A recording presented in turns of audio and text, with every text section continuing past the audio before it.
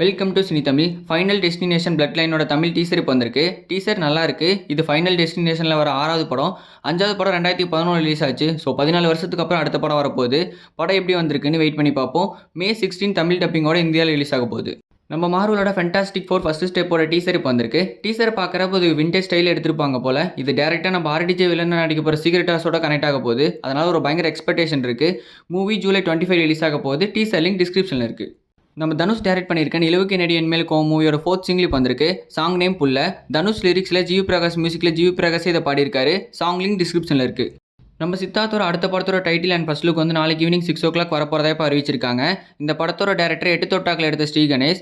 Movie name என்னவா இருக்க போகுது, டைட்டில் டீசர் எப்படி இருக்க போகுதுன்னு வெயிட் பண்ணி பார்ப்போம். நம்ம விக்ராந்தோட அடுத்த மூவி தான் வில். இந்த மூவியோட ஃபர்ஸ்ட் சிங்கிள் இப்போ வந்திருக்கு.